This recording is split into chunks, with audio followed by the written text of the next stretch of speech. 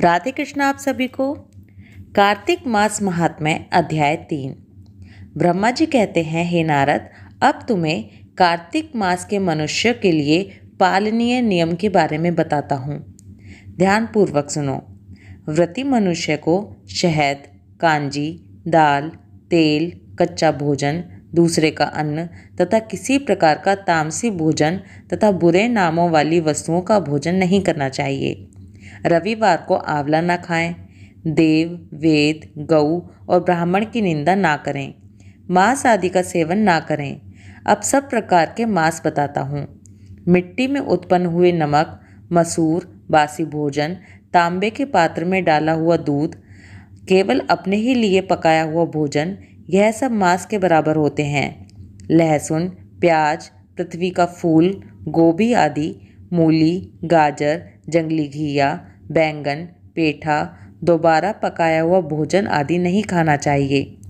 रसवला स्त्री, मलेच्छ, पतित, पाखंडी आदि से वार्तालाप नहीं करनी चाहिए। इन तिथियों में एक एक चीज़ों का भोजन नहीं करना चाहिए, जैसे एकम को पेठा, दूज को बैंगन, तीज को पृथ्वी का फूल, चौथे को मूली, पंचमी को बेलफल, छठ को कलिंदा, सप्तमी को आंवला, अष्टमी को नारियल, नवमी को जंगली घिया, दशमी को परमल, एकादशी को बेर, द्वादशी को मसूर, त्रयोदशी को पान, चतुर्दशी या अमावस्या और पूर्णमासी को नारी यानी कि फली का साग नहीं खाना चाहिए। केला, जामुन और पकड़ी, इनके पत्तों पे भोजन नहीं करना चाहिए। कमल के पत्ते पर कदापि भोजन ना करें। कार्तिक मास आने पर जो वनवासी मुनियों के अनुसार नियमित भोजन करता है, वह चक्रपाणि भगवान विष्णु के परम धाम में जाता है। जो कार्तिक मास की एकादशी को निराहार रहकर व्रत करता है, वह निसंदेह पूर्व जन्म के पापों से मुक्त हो जाता है। जो कार्तिक मास में भगवान विष्णु की प्रसन्नता के लिए दूसरे के अन्न का त्याग करता है, वह भगवान विष्णु के प्रेम को भली भांति प्राप्त करता है। कार्तिक मास में प्याज, सिंघाड़ा, सेज, बेर, राई, नशीली वस्तु, चिवड़ा, इन सब का उपयोग ना करें। कार्तिक में केवल नरक चतुर्दशी यानी कि दिवाली से एक दिन पहले शरीर में तेल लगाना चाहिए। उसके सिवा और किसी दिन व्रती मनुष्य तेल ना लगाए। बुद्धिमान पुरुष दूसरे के अन्न, दूसरे की शैया, दूसरे की निंदा और दूसरे की स्त्री का सदा ही परित्याग करे तथा कार्तिक मास में तो इन्हें त्यागने की विशेष रूप से चेष्टा करे। कौओं का झूठा किया हुआ अन्न, सूतक युक्त घर का बना हुआ, 2 बार पकाया हुआ तथा जला हुआ अन्न भी वैष्णव व्रत का पालन करने वाले पुरुषों के लिए अखाद्य है। कार्तिक में मथुरा, माघ में प्रयाग और वैशाख में हरिद्वार का वास अति उत्तम होता है।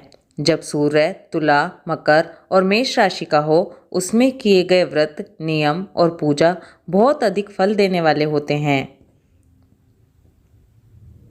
इन मासों में अच्छे कर्म करने से पापों का नाश हो जाता है। जैसे सूर्योदय से अंधकार, वज्र से पर्वत, गरुड़ के भय से सर्प, पवन से मेघ, ज्ञान से दुख, सिंह के भय से मृग, वैसे ही मथुरा के दर्शन से सब पाप भाग जाते हैं। कार्तिक मास में स्नान, जागरण, दीपदान, तुलसी सेवन, भगवान के मंदिर में मार्जन, झाड़ू लगाना आदि, भगवान की कथा सुनना, कीर्तन करना सभी अच्छे फल देने वाले होते हैं। अतः पूर्व जन्म के पापों को नाश करने के लिए कृच्छ व्रत इत्यादि करने उत्तम हैं। इतनी कथा सुनकर नारद जी पूछने लगे कि हे ब्राह्मण, पूर्व जन्म के पाप कैसे जाने जा सकते हैं? ब्रह्मा जी कहने लगे कि हे पुत्र, ब्रह्म हत्यारा, क्षय रोगी, गुरु स्त्रीगामी कुष्ठी और सोने की चोरी करने वाले के नाखून खराब हो जाते हैं और मदिरा पीने वाले के दांत खराब हो जाते हैं। इस प्रकार पूर्व जन्म के पापों से मनुष्य पहचाना जाता है। यह सब दान, तपस्या और कृच्छ व्रत आदि से निवारण होते हैं। अब कृच्छ व्रत आदि कहते हैं, उसे सुनो। एक समय भोजन करने से पाद कृच्छ, 3 दिन सायंकाल और 3 दिन प्रातःकाल भोजन करने से अति कृच्छ तथा सायंकाल में 22 ग्रास और प्रातःकाल में 26 ग्रास या 24 ग्रास खाने से भी अति कृच्छ व्रत कहा गया है। 3 दिन प्रति रोज खाएं और 3 दिन उपवास करें, यह भी अति कृच्छ होता है। सायंकाल में 1 ग्रास और प्रातःकाल में 1 ग्रास और 2 दिन में बिना मांगा हुआ तथा 2 दिन तक उपवास, यह कृच्छ्रार्ध व्रत कहलाता है। 21 दिन तक केवल दूध या पानी पीता रहे, यह कृच्छ आति कृच्छ व्रत कहलाता है। 12 दिन तक उपवास करना पुराक व्रत कहलाता है। 4 दिन तक कुछ नहीं खाना, फिर सत्तू खाना या छाछ पीना, इसके पश्चात कपड़ा तथा दक्षिणा ब्राह्मण को देना सौम्य कृच्छ कहलाता है। इसी प्रकार 12 दिन तक करना द्वादश कृच्छ कहलाता है। तुला पुरुष का दान करना और गऊ का घृत, गोबर, दूध, दही तथा कुशा का जल पीना, दूसरे दिन उपवास करना, यह कृच्छ संतपन कहा गया है। 3 दिन तक गोमूत्र, 3 दिन तक गोबर, फिर 3 दिन दही, फिर 3 दिन तक दूध, फिर 3 दिन तक घी खाए, यह संतपन है, जो सब पापों का नाश करने वाला होता है। इसी प्रकार गूलर, कमल, बेल, इनके पत्ते या कुशा का जल प्रतिदिन पीने से ऊन कृच्छ व्रत होता है और 3 दिन तक उपवास करके पहले लिखी हुई वस्तुओं को पिएं तो पूर्ण कृच्छ व्रत होता है। यदि तपा हुआ दूध, घी, जल एक एक प्रतिदिन पिएं और 1 दिन उपवास करें तो इसे तप्त कृच्छ कहते हैं। जल, दूध, घी यह तपाकर 3 दिन तक पिएं और एक समय स्नान करें तो यह भी तप्त कृच्छ होता है। इसका प्रमाण पानी 8 तोला, दूध 12 तोला, घी 4 तोला होना चाहिए तथा कार्तिक शुक्ला चतुर्दशी को भगवान का पूजन करना चाहिए। उपवास करके उस रात्रि को जल में स्थित रहें। यह पेट जल कृच्छ व्रत कहलाता है, जिसके करने से वैकुंठ की प्राप्ति होती है। कार्तिक सूदी सप्तमी को घी खाएं, फिर एकादशी को उपवास पैतामह कृच्छ व्रत कहलाता है। इस प्रकार पैतामह कृच्छ व्रत करके दिन में भगवान कृष्ण का पूजन करें तो यह तीनों लोकों में पवित्र होकर वैकुंठ को प्राप्त हो जाता है। कार्तिक सूदी छठ से 3 दिन तक केवल दूध पिएं, फिर नौमी से 3 दिन तक उपवास करें, यह महेंद्र कृच्छ व्रत करने से वैकुंठ का वास होता है। 3 दिन तक अन्न खाएं, फिर 3 दिन तक उपवास करें, यह भी पत्र पंचक व्रत कहलाता है तथा इसको वैष्णव कृच्छ व्रत भी कहते हैं। जो मनुष्य एकम से पंचमी तक केवल दही खाए, फिर एकादशी तथा द्वादशी को भगवान का पूजन करे, यह यास्क कृच्छ व्रत होता है। इससे श्वेत द्वीप का वास मिलता है। जो शुक्ल पक्ष की एकम से प्रतिदिन 1 ग्रास बढ़ाता है और कृष्ण पक्ष में 1 ग्रास कम करता है तथा अमावस को कुछ नहीं खाता, यह चंद्रायण व्रत कहलाता है। 1 ग्रास 2 तोले या अच्छी तरह से मुंह में आ जाए, इतना होता है।